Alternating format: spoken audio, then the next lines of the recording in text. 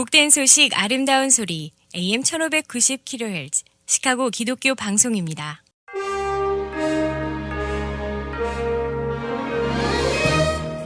여러분 안녕하십니까? 3월 4일 목요일 KCBS 헤드라인 뉴스입니다.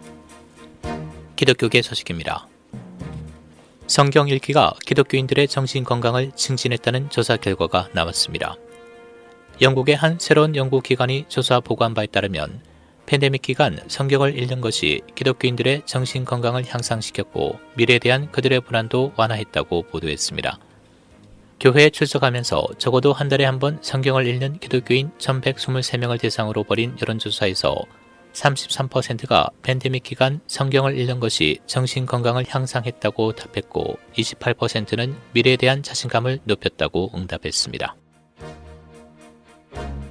캐나다 교회가 대면 예배를 드렸다는 이유로 $83,000의 벌금을 부과받았습니다. 캐나다 온타리오주의 트리니티 바이블 채플은 지난 1월 19일 10명 제한 규정을 어기고 대면 예배를 감행해 고등법원으로부터 $83,000의 벌금을 부과받아 기부금을 모으고 있다고 크리스천 언론들이 보도했습니다. 그리스도인들에게 성경책 페이지를 먹이고 몸에 십자가를 그어 상처를 내는 박해가 발생했습니다. 베네수엘라에 적어도 4명의 남성이 칼에 찔리고 성경 페이지를 먹고 몸에 십자가 모양을 긋는 상처를 입었다고 최근 한 감시단체가 보도했습니다.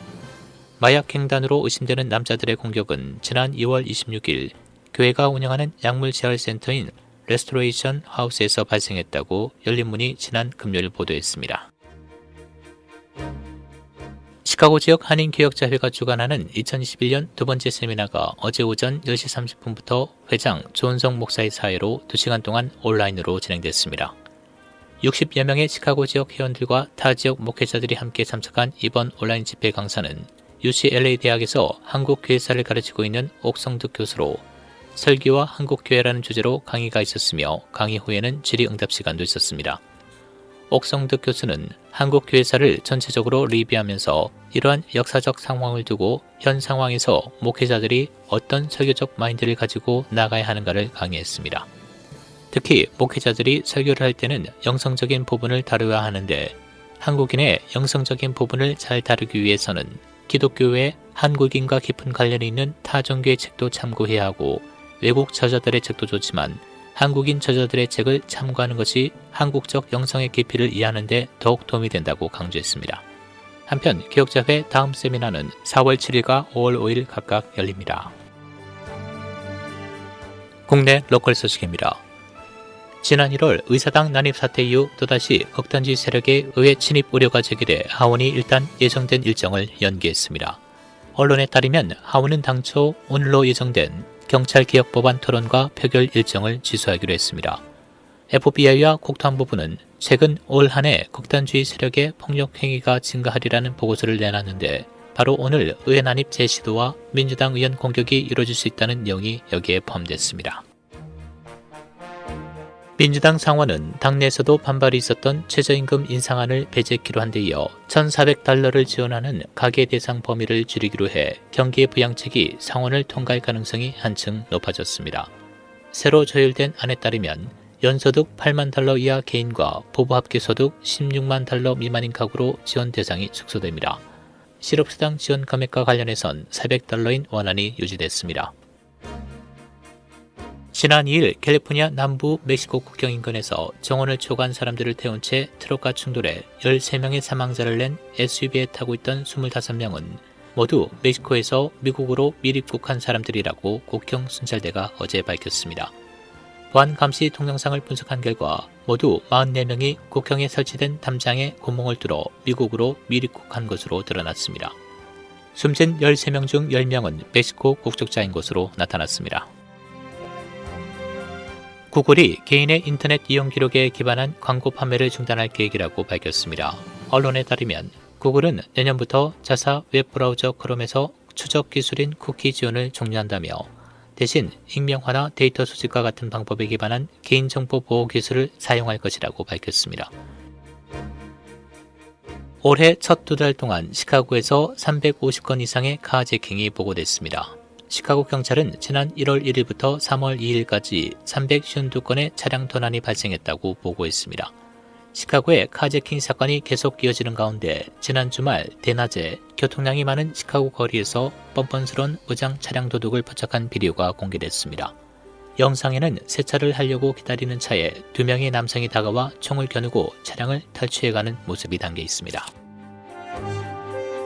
유나이티드 센터의 한 대형 예방접종 장소에서 코로나 바이러스 예방접종을 위한 10만 건 이상의 예약이 오늘 시작됩니다.